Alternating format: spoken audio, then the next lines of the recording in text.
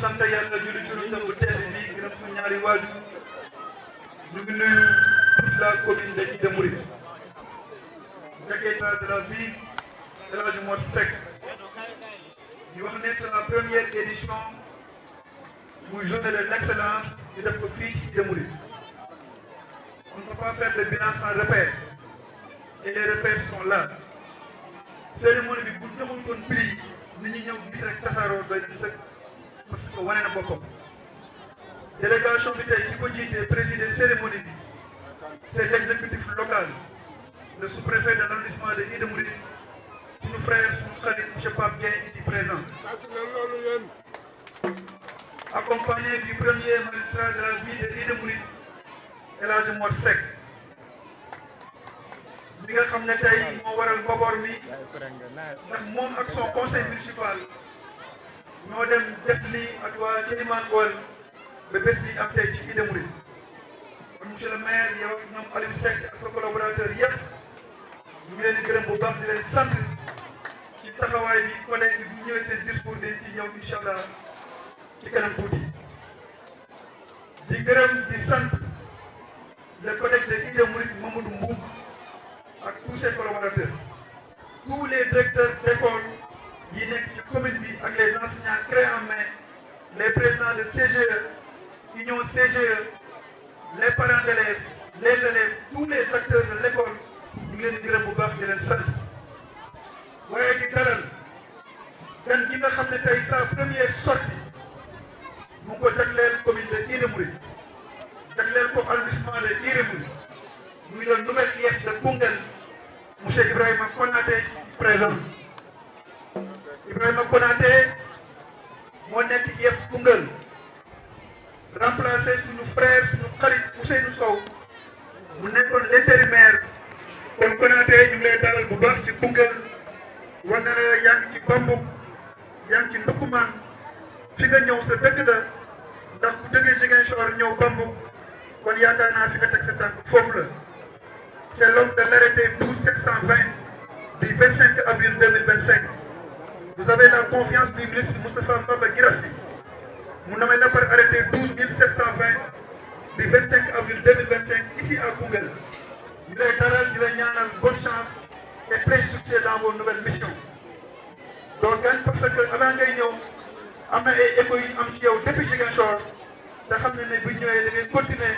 li nga xam ne moom nga def ma doon Ziguinchor nga ànd ak sa collaborateur sa frère sa xarit muy lycée de Ida Mouride muy le Kaolackois mais Koungheullois de cœur monsieur Amadou Mbago Amadou merci pour votre présence ànd ak tout le personnel de l'IEF j'ai aperçu le chef du bureau des ressources humaines monsieur Tanor Seye le chef des examens et concours monsieur Maodo Samb le gestionnaire de l'IEF de Koungheul suñu frère suñu xarit Pape Medoune Seck mi nga xam ne dafa def déploiement spécial ànd ak la première dame la première et l'unique dame madame Adama Sall Pape Medoune merci beaucoup sa présence yow ñëw wan nga ne benn jabar ngay am parce que yaa ñëw ci cérémonie bi yow rek ànd ak soxna ci personnel IEF bi waaye commune de Fass Cekkeen ku ko xam ne jumelle la ci commune bu Ida Mouride commune Ida Mouride du organisé mukk te Fass Cekkeen teewul loolu su ma ko waxee suma xel day daal suma frère suma xarit le deuxième adjoint au maire monsieur Momad Gaye Momad merci pour votre présence foo nekk El Hadji Mor. Monsieur le sous-préfet de l'arrondissement de Ida Mouride, monsieur l'inspecteur de l'éducation et de la formation, monsieur le maire de la commune de Ida Mouride, mesdames, messieurs les maires des communes ici présents, messieurs les chefs de service technique département. samay kàddu nag dama koy tàmbali rek ci gërëm di sant monsieur le maire de la commune de Ida Mouride mi nga xam ne moo am ci ñun confiance yeeg ñu organisation événement bi yëpp. ñu ko ci sant di ko gërëm bu baax a baax a baax.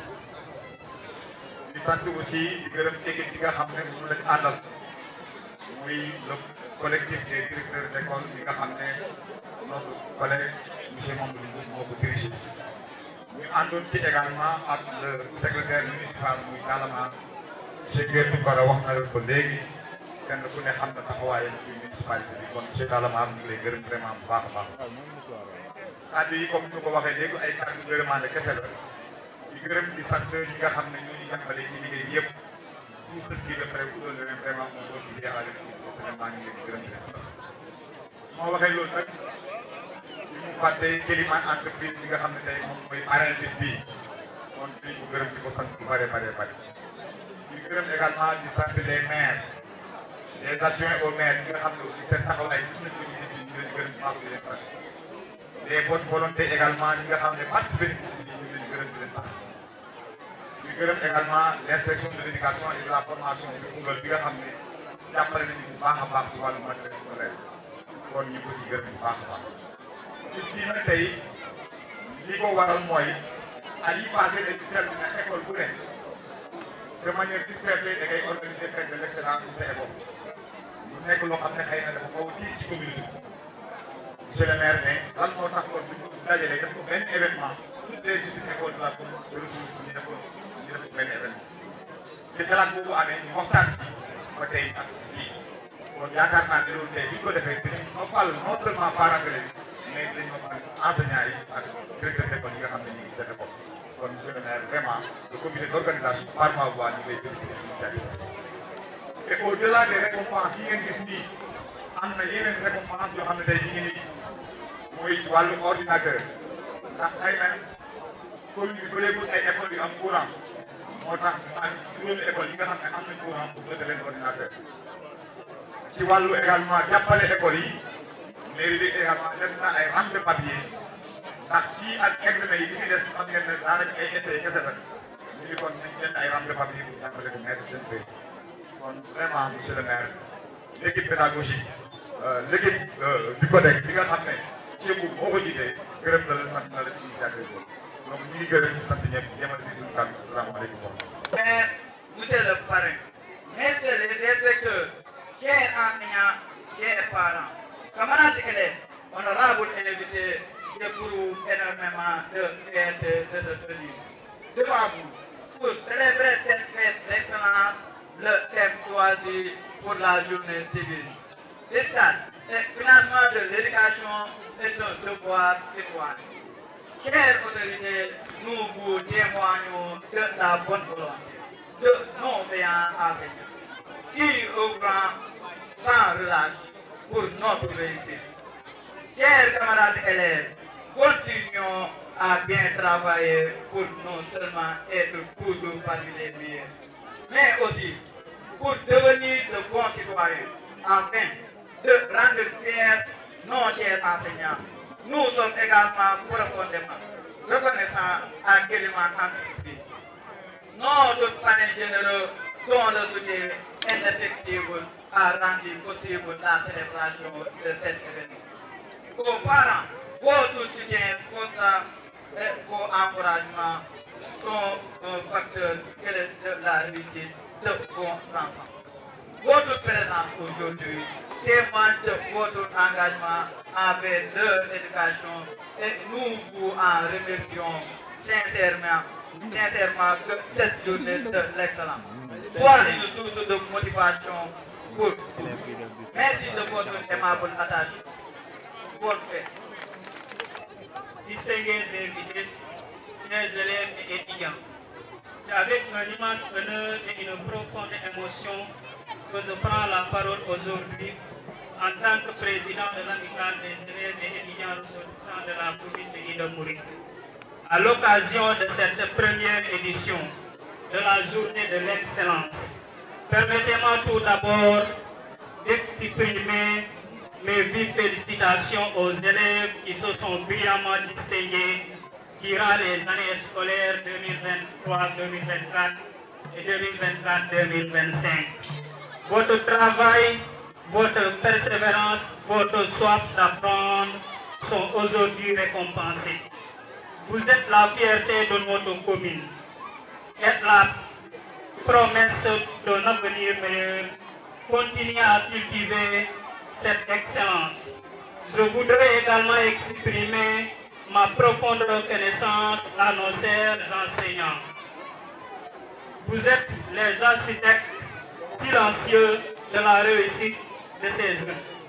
Par votre dévouement, votre patience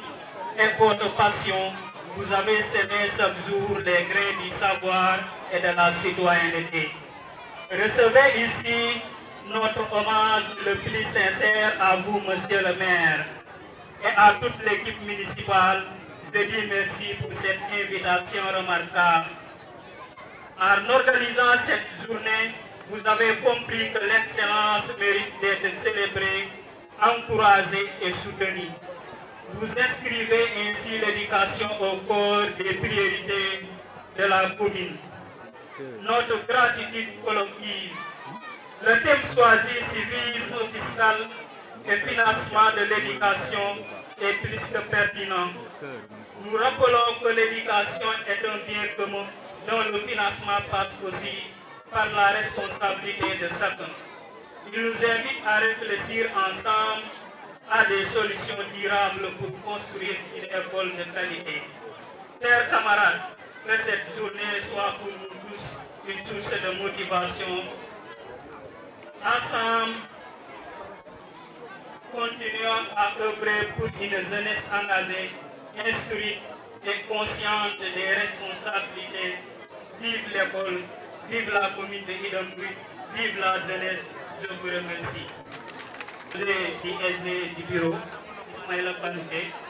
et de Mohamed Laye, adjoint du PCS, et Moustapha Laye, président de la commission de finances. maa ngi nuyu ñëpp nag di gërëmaat ñëpp di leen wax ne rek ci jëm ji toog tey bu organiser journée bi dañoo envoyé benn invitation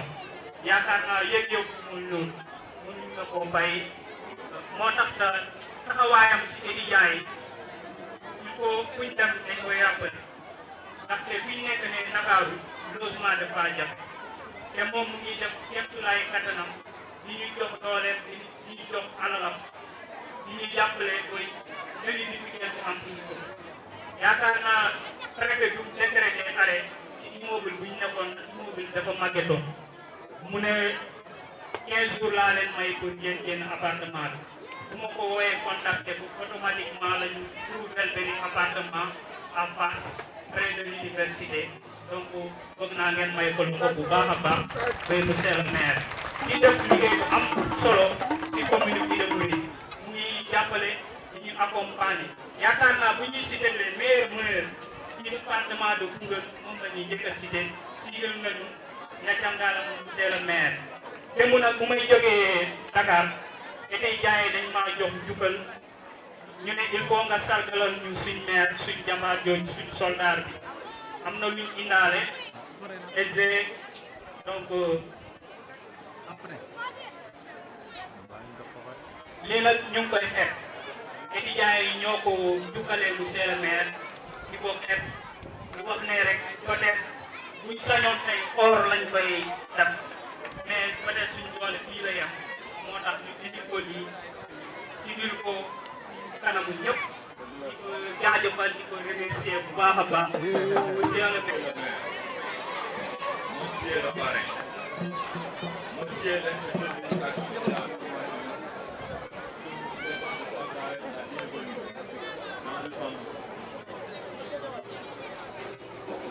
nous prions aussi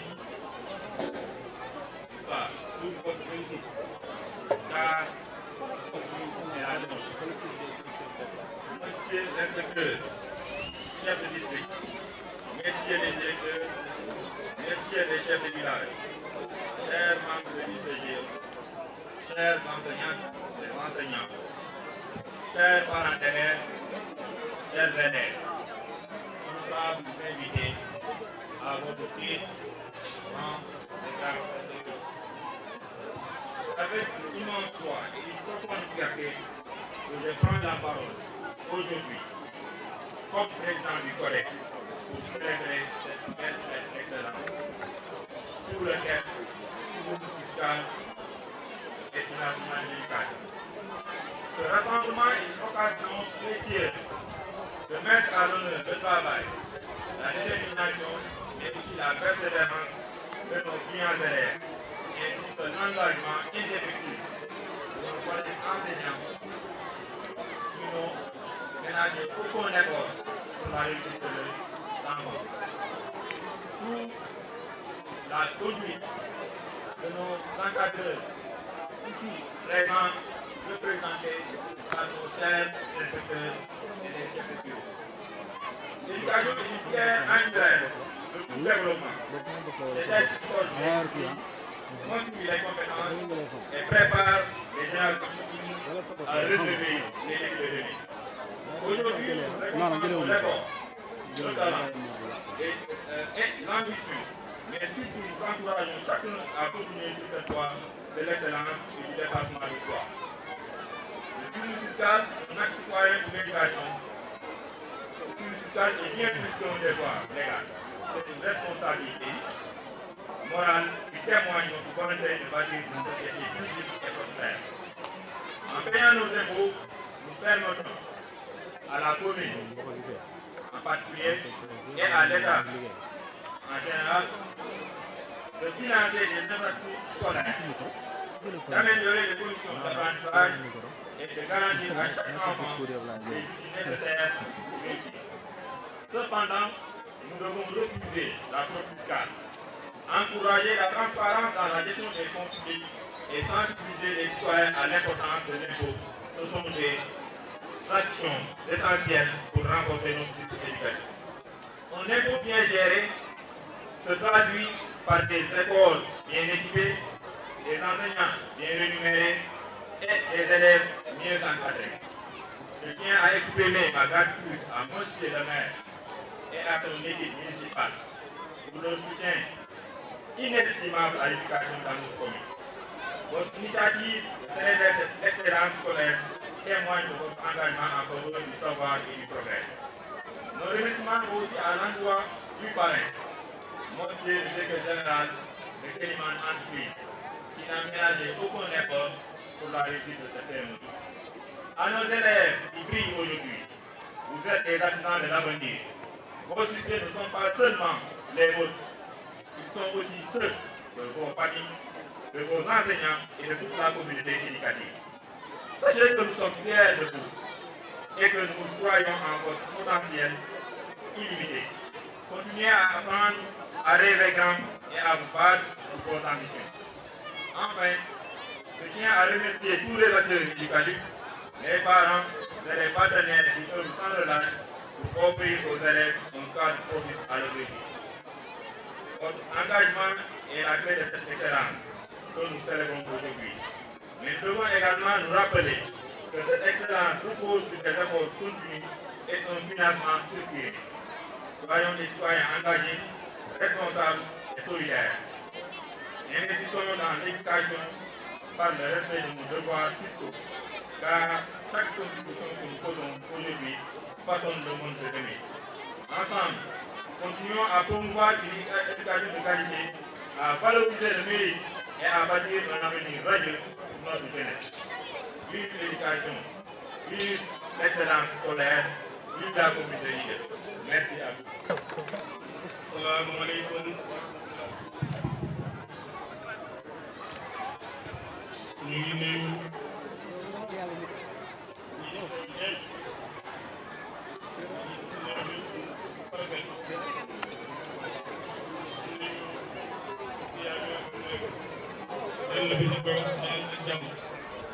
Wacce ko di nuyu suñu structure nga xam ne ñoom ba léegi ñu ngi koy activité ñoom ñëpp di nuyu conseil municipal bi nga xam ne moom lañ bokkal liggéey bi di nuyu école yi di nuyu enseignants yi di nuyu élèves yi di nuyu yaa ngi xam ne Dakar la ñu def passé activité yi ñu gis que conférence de lool ñu leen di mos solo bismillah ñu leen def defal am kontaan si kàddu yi nag tey kàddu kàddu cent lañ koy def cent nag ñu koy commencé si yàlla mi nga xam ne mooy dégg nga ñu xel dafa ñuy kàttan teew fii ñu ko ñu jëlee ci sant ginnaaw bu ko santee ba pare ñu di si yónnee sallallahu alayhi wa sallam sant ñi nga xam ne tey ñoom lañ bokk liggéey bi ba lii am ci tey li ci am nag xëy na ci ñu naw nañ ko mais ñun xel nañ ko lool xel nañ ko lool ndax lañ ko bëggee woon yàlla doon na kàttal li ma dem waaye nag ñi ñaan yàlla mi nga xam ne moo ñu may ñu fekkee ko may ñu xalaat lii ñu xalaat ba def ko ah ñi ñaan ko rek su ko fekkee waatee ñi ñaan ko rek man incha allah day sant nag ñi nga xam ne tey doo njëkk a yëkkati xalaat jàpp naa ne loolu def ay FESCO 18 école yi école bu nekk bu nga def programme bi FESCO loolu nañ ci waxtaan ñu def ko benn programme dina noppal ñu bëri loolu moo waral lii kon ñooñu nga xam ne tey ñoo indi seen xalaat ba jëfandikoo xalaat boobu ñu leen sant bu baax te it ma leen di wax ne leen équipe municipale ngi nekk la kenn ku nekk li nga xalaat yaakaar na ni bu ko defee dina baax xaw nga ko muy doxal liggéey waaye nag am sa xalaat bu rafet kon fële ñu jëfandikoo yeneen xalaat ba pare nga ne nii ni waroon defee wala naa ni waroon defee jàpp naa ne ñu joxe seen xalaat ba jëfandikoo ko moo gën loolu kon ñu leen di ñàkk bu baax ñu leen di def bu baax a baax ak sa njiit bi si service municipal bi comme ni ko jëkk waxee il faut ñu sant ko gërëm ko parce que tey yaakaar naa ne taxawaayam moo yëngal bis bi tey ndax su ñu ko xalaatee ba dëgg d'accord bi ñuy def bis bi xoolaat ko si ñun tey bu ñu wootee bis bi ñu kenn lañu pare parce que lépp aussi am ko gis ci moom ñu moom melal bi nga xam ne mu nekk président éducation commission éducation si commune bi def ñun ñoo taxawoon ko àgg si wéy bi ñu leen sant bu baax di leen jël jëppal di leen wan na leen kenn ku nekk li nga war a def rek moom nga def parce que tey président moo ñu am xool ne jàngalekat la kon bi ñu ne ñuy def commission éducation ñu jox ko moom mu nekk enseignant nekk conseil ci commune bi jàpp nañ ne loolu la war nañ mën a dox kon nag dañuy wax ne mbir da nga koy jox borom ko jox sa waay li ñu koy joxee xooluñ si waay dañoo jàpp ne lii tëram doon ñu jox ko ko tër bi nag am na si taxawaay bu moom moo xam ne mu ngi koy dogal kon ñu sant leen bu baax a baax sant su ko defee ndax jàpp naa liggéeyu commune lu si réussir rek loxo kon nag ñu koy sant bu baax di ko gërëm di ko gën a ñaanal yàlla nañ koy defal nañ ñu ngi sant bu baax di gërëm ñëpp Ablaye Faye di leen di delloo suukal parce que dëgg yàlla muy neexal ñu xam ne nekk na xale boo xam ne xale bu tey la am yar te yar bu nekkee ci nit rek amul mu mën parce que tey nit man nga la seet loo xam ne te wane mën na bu koy xaj kon Ablaye Faye ñu ngi koy sant bu baax a baax parce que lépp lu muy def ci yar ak teggin ci la koy def jàpp nañ ne amical bi kii bu ñu ko yor yàggagul mais sensé na lu bare te jàpp nañ ne dina gën a jëm kanam incha allah ñu lay ñaanal yàlla dëgëral sa taxawaay moom xam bi ngay sàkk foofu ak yi nga àndal yëpp yàlla may leen foofu mu baax la koy li ci teg mooy ñaar xale yi ñi nga xam ne tey ñoo toll ci njàng mi ñu gën a góorgóorlu ci njàng mi parce que xam-xam moo yore réew xam-xam moo yor réew kon ku ci nekk toll si da nga war a mën a góorgóorlu bu baax a baax di sant jàngalekat yi leen gën a ñaax dégg naa aussi moom li ngeen wax léegi muy président joxe ni li nga xam ne tey moom la xale yi moom da leen ko jox ba mu jeex di jël liñ moom da la ko jox xale yi muy samedi ak dimanche ñu gont li nga xam ne moo ñu koy gont ci kalaat yi kon loolu taxaw bi war na leen ci sant gërëm leen si bu baax a baax ndax nit te bu ñu defee loo xam ne bu ko neexee bu ko def te bu ko defee dara du ko defee mu def ko ñu ko seetal ko lay ko kon ko ñu sant di leen sant bu baax a baax leen gën a ñaax parce que ay xale dañ leen jox xale dañ koy nax teene ko comme ni ko bëgg si moom waaye xale du ko forcé xam ni ko bëgg si moom ndax rek su si jamono ji toll tey kon ñu ngi sant enseignants yi di sant directeur yi bu baax a baax comme ni ñuy wax léegi ci service bi théâtre bi ñu def sant yi wax dëgg yàlla dafa may moom moo njëriñ ànd na si ak ñu del si ñëwaat parce que tey am na ñoo xam ne tey bu ñu defee ko la leen tuddee wala am ko sept mois yi ñu jàpp ne kii kat mu jëlee ci naaw day rey ko mu dem xale yi nag yenn si nit ñi léegi wax nañ ne juute boobu ak impôt boobu ci la ñu tabax école yi wax nañ dëgg de ci la ñu tabax école yi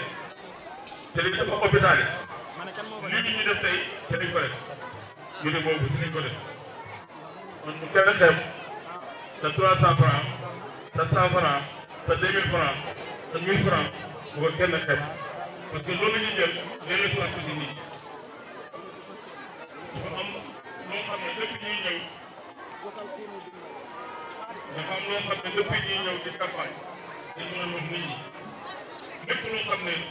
ci nit ñi lañ ko jëlee lépp luñ jëlee ci nit ñi am nañ yeneen delluwaat ko ci nit ñi kon li xale yi wax fii ñu gën ci góorgóorlu parce que commune ñu ngi ko décentralisé te daanaka ci la mooy la ñëw décentralisé bi ci wax ji yegg capacité bi yeggu fa parce que ni ko waxee dafay wut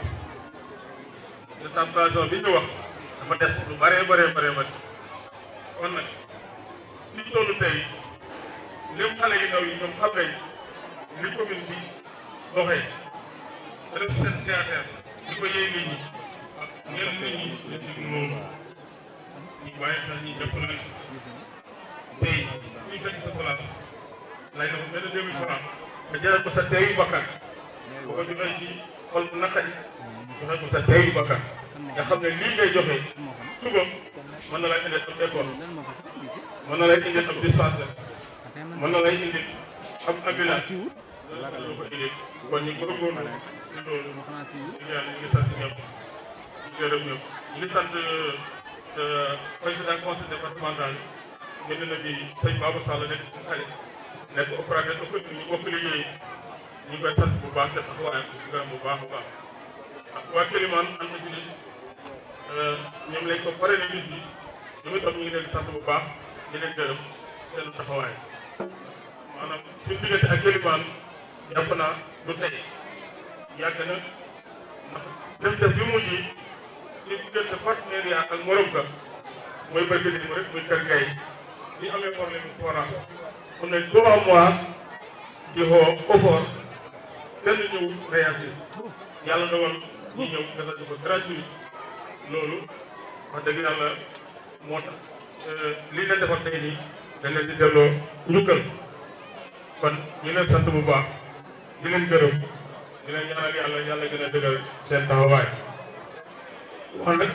dafa joxe lépp ku fi teew ci sañoon yaa surtout nuyu la sant la jërëjëfal la ñu ngi nuyu LSD wala ñu ancien maire di Fass Cekkeen mu ñëw ci turu sunu mag ala ni mu amee téye mu teewoon ko ci bis bi kon ñu lay yóbbante nuyoo ci moom bu baax a baax a baax ñu ngi teewloo Mamour Gueye yóbbanteem lu ñu sant rek sant nañ ko lu ko raw ñu koy sant bu baax di ko seede mbooloo mi nag bu ñu téye fukk tey nañ ko ñaar fukk incha allah te tey bi fi jógee nekk Koungheul tey lañ ko gën a bàyyi xel incha allah te it comité mu ngi bàyyi xel bu baax a baax parce que dem nañ Dakar jëm ñaañoo ministère secrétaire général moo fa nekkoon ay IA ñoo fa nekkoon ay inspecteur ñoo fa daje ñu bëree bëri yaakaar naa ñaari maire ñoo fa nekk ñetti maire ñoo fa nekkoon yàlla dogal ma bokk ci maire yi fa teewoon te nag lépp loo xam ne mos nañ koy jëf ci école expliqué la ko foofu ci kanam secrétaire général bi su baaxu morom du yàq sa mbaax nag wax dëgg yàlla loolu man woo na ko ba wax loo xam ne jàpp naa sax ne defuñ ko wala jëf bu jàpp na ne jëf ji yeggul foofa waaye nag wax dëgg yàlla keroog fu mu toog di ko nettali bi neexoon nañu lool parce que ña fa teewoon kenn xamul ni fa ñëpp ñoo jóg taxaw li ñëpp moom ku nekk jóg jox ma loxo ngir ay kàddu kon loolu it ñu ngi ko sant bu baax di ko gërëm kon ñun dañ koy delloo dugal bu baax ñu ngi sant conseil municipal bi nga xam ne tey wax dëgg yàlla liggéey bu yegg fii ñoom la ndax keroog bi ne dañu bëgg a organiser benn journée d'assurance kenn si ñoom wala ñaar si ñoom bu noonu lii d'accord ma ci bu am ñu ko def kon nag dafa naa ña fa teewoon keroog ñëpp ñoo ko rafetlu woon ñu woote ko d'accord si sa tàmbali ba léegi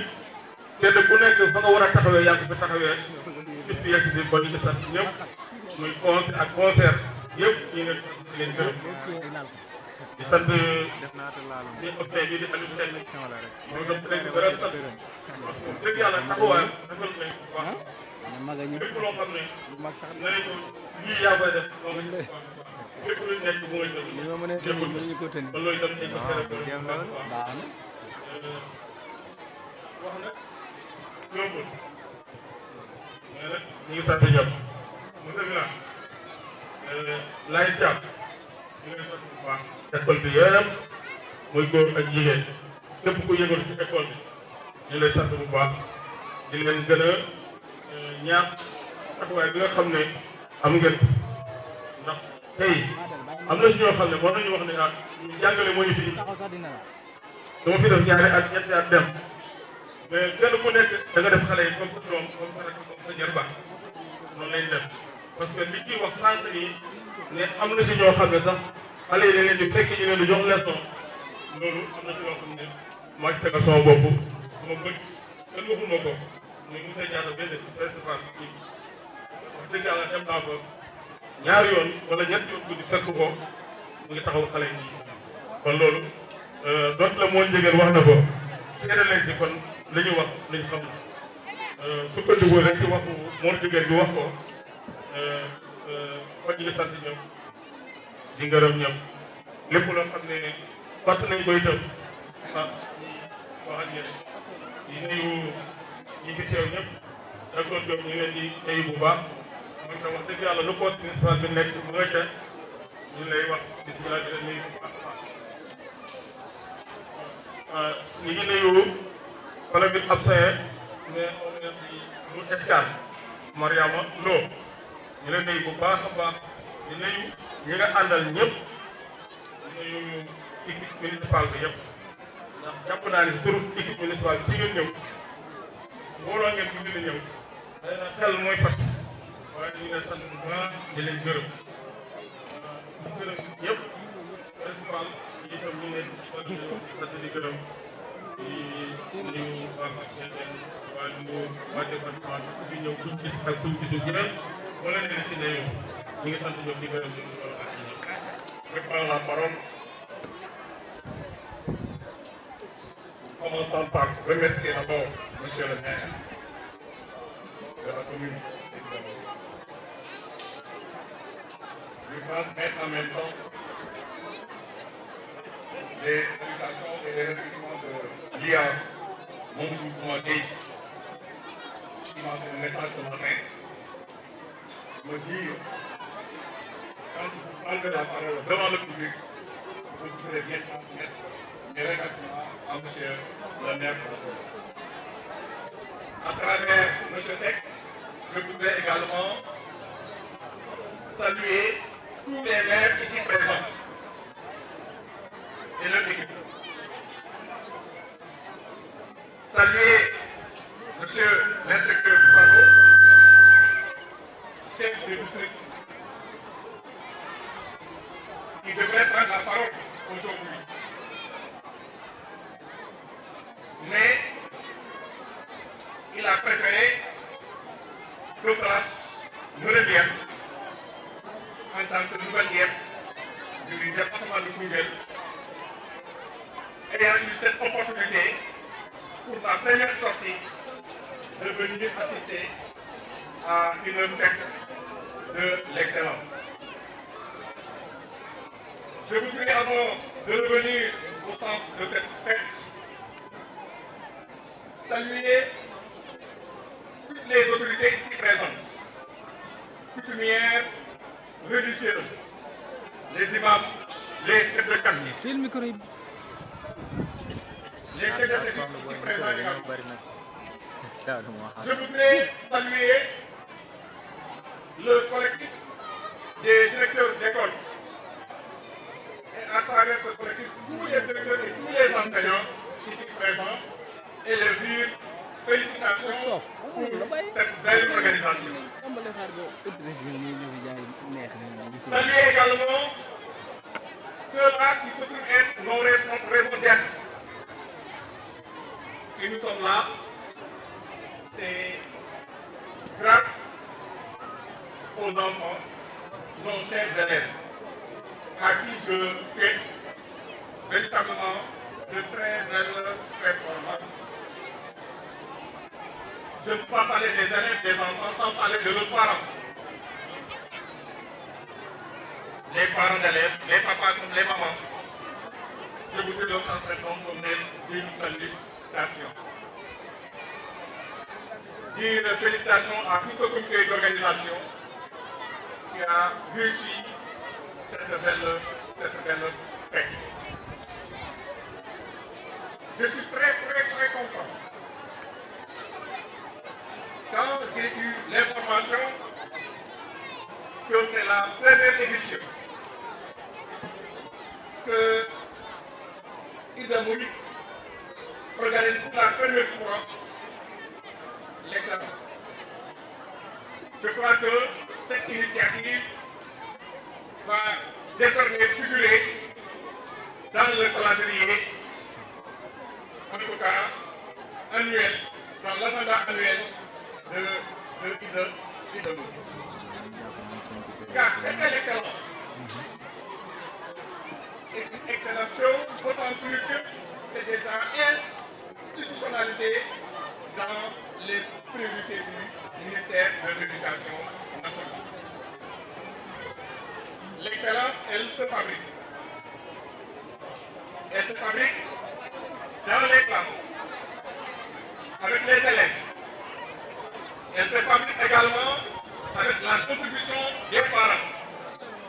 Mais elle se fabrique aussi avec l'implication communautaire, mais surtout l'implication des collectivités territoriales. Et je crois que M. le maire a bien compris son rôle. Il a bien compris son rôle. C'est d'appuyer l'école dans sa circonscription. Et si les jeunes étudiants ont tenu à faire une distinction à son endroit, une distinction qu'il trouve dérisoire, mais qui est très symbolique. Et tout ce qui est symbolique, tout ce qui est symbole donne à réfléchir, donne à penser. Ils ne sont pas obligés, mais s'ils l'ont fait, c'est parce qu'il y a une raison bien fondée. Monsieur le maire, à travers vous, toute l'équipe municipale, je tiens à vous dire un très grand merci. Car soutenir l'école, c'est soutenir la communauté toute entière. Je demandais tout à l'heure, comme je viens d'arriver, à monsieur l'inspecteur chef de district, est-ce que le forum communal a été tenu ici à Italie? Il m'a dit, oui, ça a été tenu. Des engagements ont été pris et tous les engagements ont été quasiment respectés. Encore une fois, cela révèle l'esprit de responsabilité, la bonne compréhension du rôle que doit jouer la municipalité. La deuxième chose qui m'a le plus marqué et que je tiens à souligner, c'est le thème civisme fiscal et le financement de l'éducation. Vous avez été très inspiré en procédant à une mise en scène. C'est le médium pour la stratégie la plus efficace pour sensibiliser les parents. Tous ceux qui ont suivi la prestation des enfants ont compris le sens du civisme fiscal. Nous sommes dans une nouvelle ère que le Sénégal est en train de traverser. Et il y a un mot qui revient dans les propos de nos autorités au sommet de l'État. C'est le mot souveraineté. Et pour être souverain, il faut que nous essayions nous-mêmes à prendre en charge nos propres préoccupations. Les caisses de la mairie du Trésor ne seront pas remplies par l'argent qui viendrait d'ailleurs, mais ça viendra des tabliers, des vendeurs, des fonctionnaires. Tout un chacun de nous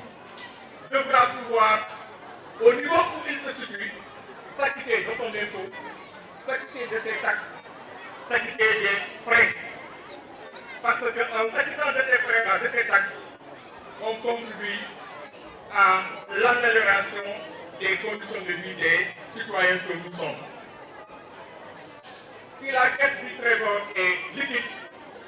si le maire ose prendre des engagements, c'est parce que des citoyens ont accepté de payer ce qu'ils devraient payer et qui va leur revenir. Parce que réinvestir à l'école, réinvestir dans le soutien aux hôpitaux, réinvestir dans d'autres, ne serait-ce que même le social. Je sais qu'ils font beaucoup du social. C'est une excellente chose et je vous remercie, je vous félicite pour le choix du thème. Mais ne pas s'en limiter à l'art. On parle d'éducation. Nous allons primer les meilleurs élèves. Sur la base de quels critères? Sans doute, ils sont bons en mathématiques, ils sont bons en français, ils sont bons en IST, ainsi de suite. Ils sont les premiers de leur classe. C'est une excellente chose. Mais l'éducation, ce n'est pas simplement l'instruction. Je ne suis pas enterré et connu par rapport à cette activité. Personnellement, je crois que j'en ai présenté. J'étais à ma 6e ou 7e édition à Ziguinchor. Et je disais souvent au comité d'organisation, essayez de revoir un peu votre modalité de sélection des meilleurs. Parce qu'il y a un phénomène qui traverse notre communauté, notre société même. On a une véritable crise des valeurs. On a des problèmes de comportement d'attitude des adultes, mais aussi des adultes. Je crois que quelque part, s'il faut primer les meilleurs élèves du point de vue cognitif, pensons également à ces élèves qui montrent de bonne qualité du point de vue éducatif. Des enfants très sages, très polis, qui s'occupent de l'environnement de l'école. Pour nous dire, oui, il faut apprendre, il faut être fort cognitivement, mais l'éducation aux valeurs citoyennes est une excellente chose parce que c'est cette éducation aux valeurs citoyennes qui fait un bon citoyen. Ça, je voudrais que le comité d'organisation puisse intégrer ces aspects-là pour les éditions à venir, car il n'est plus question de ne plus organiser une fête de l'excellence. Je ne dis même pas à Italie, mais sans doute dans toute la circonscription de Koungheul, il faudrait que cela passe oui. Je vais m'en arrêter là, encore une fois, pour dire merci à tout le monde. Remercier l'équipe de l'IEF avec qui je suis là, mais M. Thiam et M. Koukora pour les belles présentations qui font la fierté de l'enseignant. Je suis content quand je trouve un enseignant au micro-central, mais qui parle sans complexe, mais avec la qualité ici. Je vous félicite pour votre bien prestation. Et encore une fois, monsieur le préfet, je vous dis merci pour l'accueil, monsieur le maire et toute son équipe. Et prions Dieu que cette promesse puisse être tenue, que ces enfants-là reviennent comme ces étudiants un jour, comme des cadres plus tard, pour dire que à telle année, monsieur le maire nous a donné et aujourd'hui nous pouvons lui rendre la monnaie de la pièce. Je vous remercie. Assalamu alaikum.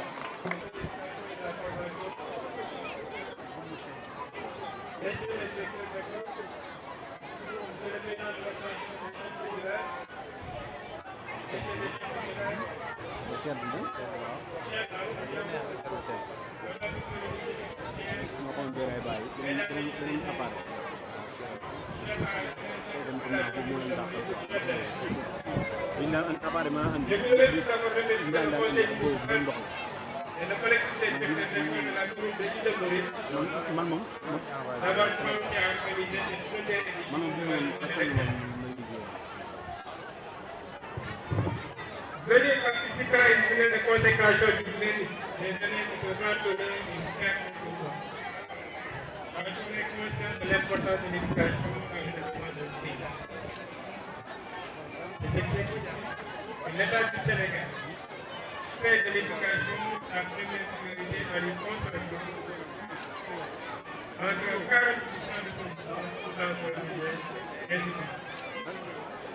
Mesdames et messieurs, on ne déconseille jamais d'aller sur l'éducation, car comme le dit l'adage, vous pensez que l'éducation est chère, et c'est l'ignorance. Pour ma part, je répondrai à tout appel sur l'éducation, car notre rôle en tant qu'autorité administrative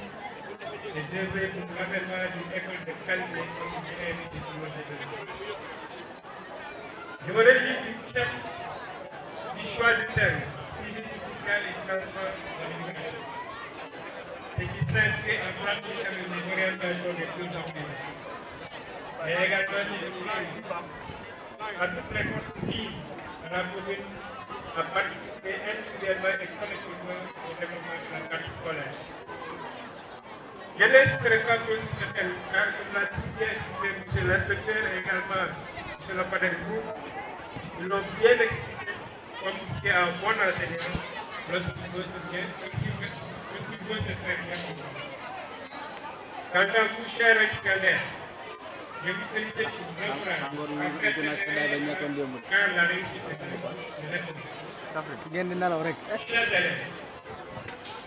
la défense des droits et des devoirs. Si vous habitez de vos devoirs, le respect de vos droits dans le pays. Si vous négligez vos devoirs, vous revendiquez vos droits, vous êtes d'accord. Si vous êtes d'accord ce matin, et que vous n'avez plus négligé vos devoirs, n'oubliez jamais que vous êtes responsable de la nation et de vos familles respectives. À ceux qui n'ont pas eu la chance d'être primés, je les exhorte à redoubler d'efforts et à prendre exemple sur vos devoirs. Merci à vous, chers enfants. Merci à vos parents. Merci à vos enseignants. Je vous remercie de votre attention.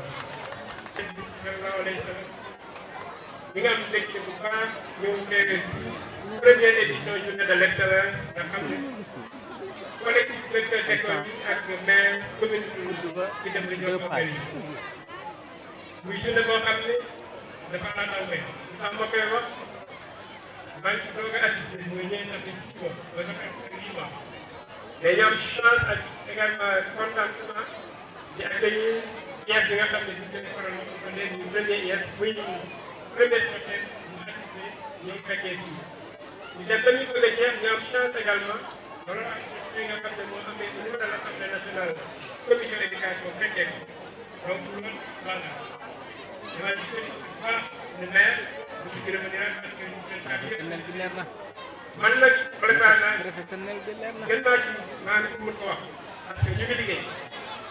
ndax am naa ne ku bëgg liggéey ku bëgg éducation mais également ku bëgg commune ñu lay sant di la gërëm di la félicité mais également di lay doon parce que démarré yomb na mais li jafe mooy continuer yaakaar naa démarrage bu rafet li ci def nag lay ñaanal depuis chaque année mu ci liggéey bëgg di sant ñëpp di gërëm Sénégal bi yàgg na mais préféré écouter ça pour permettre de procéder à la discussion des merci de votre attention.